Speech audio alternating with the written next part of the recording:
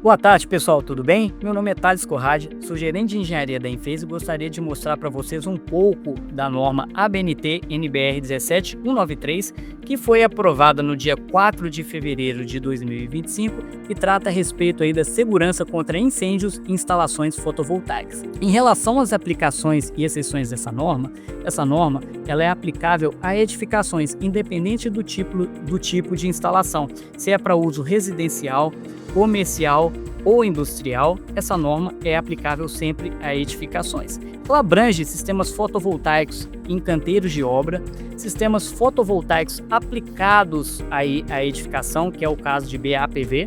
Quando você tem, por exemplo, um módulo fotovoltaico instalado sobre o telhado, você tem um sistema solar fotovoltaico aplicado sobre o módulo. Ele não está integrado, como é o caso aí de uma fachada solar ou de telhas solares, onde uma célula de silício ela integra o material. Isso seria classificado como BAPV. E essa norma ela também se aplica em instalações novas ou reformas de instalações, mas ela não é aplicável a circuitos externos à edificação, assim como é o caso de um eletrocentro. Lembrando, pessoal, usinas ao solo elas não entram no mérito dessa nova norma, assim como motorhomes, embarcações e também sistemas com baterias, porque a parte de sistemas com armazenamento de energia é tema de uma outra norma que está sendo no momento discutida. E até convido vocês a participarem dos comitês da ABNT, que é livre para qualquer cidadão, tá bom? Agora, no que se refere a requisitos para instalação de um sistema fotovoltaico e segurança contra incêndio, todo o projeto ele exige, a partir de agora, uma análise de risco, considerando o uso da edificação, os materiais armazenados, a acessibilidade aí do seu telhado e o comportamento do fogo em relação aos materiais envolvidos. Também é interessante de vocês avaliarem as edificações próximas. Tudo isso entra na análise de risco, que é tema aí, né, da ISO 31000. Agora, sobre a parte de segurança contra incêndio, então o que acontece? Os materiais que fazem parte do sistema fotovoltaico, eles não podem, em hipótese alguma, facilitar a propagação de incêndio. Também, essa norma prevê um afastamento mínimo a cada 16 metros lineares, vocês têm que prever um afastamento de 2 metros para evitar a propagação de incêndio. Então, o que acontece? Já é uma boa prática de projeto vocês preverem espaço no telhado para que equipes de instalação e manutenção possam circular novamente, só que agora é uma obrigatoriedade de prever esses 2 metros.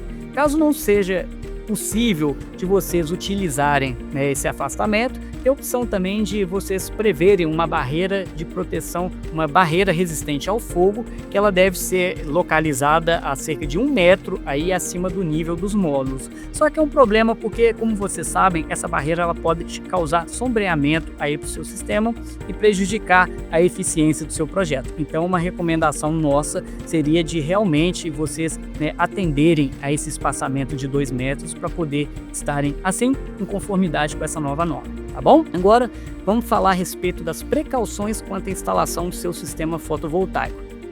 Geralmente, os fabricantes de módulos fotovoltaicos, eles recomendam algo em torno aí de 10 a 20 centímetros entre o módulo e o telhado.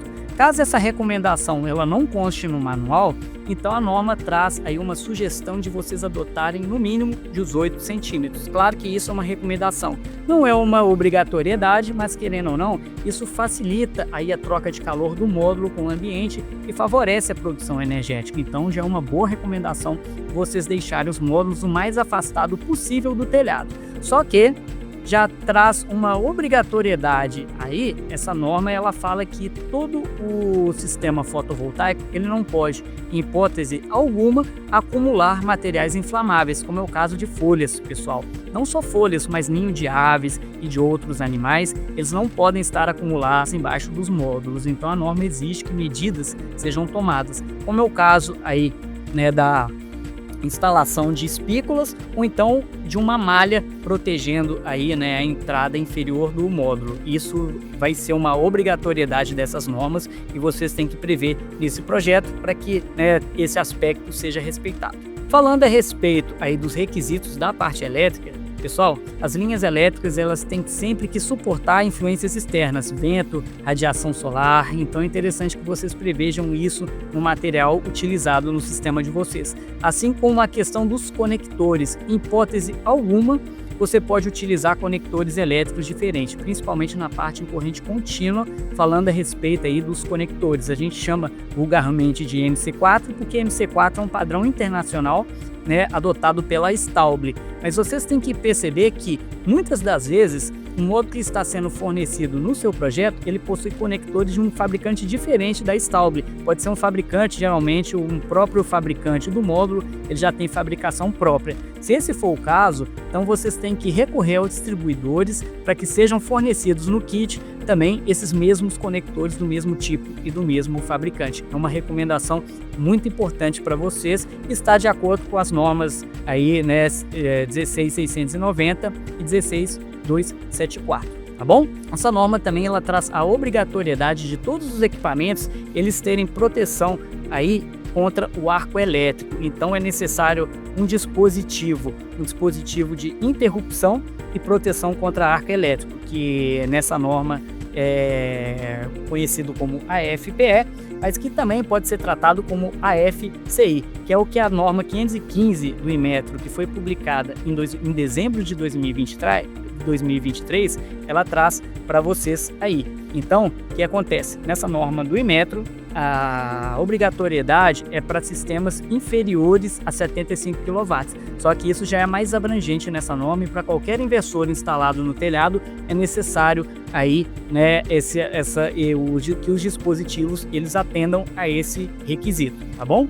E outras questões importantes, além da sinalização de falta terra, é necessário que todos os sistemas eles também tenham proteção contra descargas atmosféricas, que é algo que a 5419 já traz há muito tempo aí para vocês. Agora na parte de desligamento rápido, que é o escopo do capítulo 7, a gente fala que é obrigatório que o seu sistema ele tenha a função de desligamento rápido. O que seria a função de desligamento rápido, pessoal? Desligamento rápido seria a funcionalidade que o seu sistema tem em poder trabalhar com tensões seguras depois de 30 segundos em que esse seu dispositivo de desligamento rápido é acionado.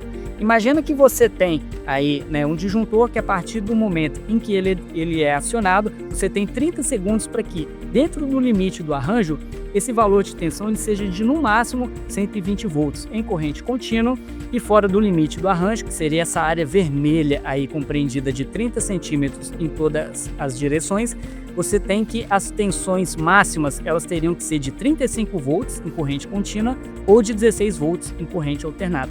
Lembrando que os microinversores da Enphase eles já são dispositivos cuja atuação já é automática, ou seja, a partir do momento em que o valor de tensão em corrente alternada ele deixa de chegar nos seus microinversores, em menos de 500 milissegundos, o valor máximo de tensão que eu tenho aí dentro do meu arranjo, dentro do meu circuito CC, está limitado a 50 volts, que seria o valor de tensão em circuito aberto dos módulos. E na parte em corrente alternada, a gente teria o valor aí, né, de 0 volts em menos de 500 milissegundos, que é algo que está já configurado nos meus perfis de rede. Lembrando que quando esse sistema for classificado como de atuação manual, é importante que sejam sinalizados com plaquinhas de identificação. Então, né, que fala a ABNT NBR 16690, é importante a gente prever nessas plaquinhas que vão mostrar essas informações aí, né, para as equipes de emergência e também para o cliente final, o proprietário da instalação.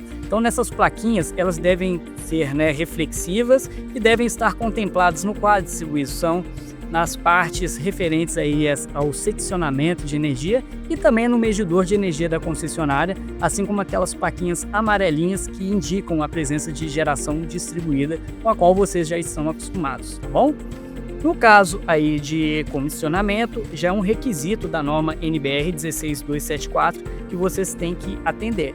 Interessante ressaltar que o teste de proteção de anti-ilhamento ele é obrigatório para inversores e deve ser fornecido ao cliente final, que por sua vez também, né, ele pode ser utilizado durante alguma eventualidade de emergência, então é interessante que ele tenha à disposição.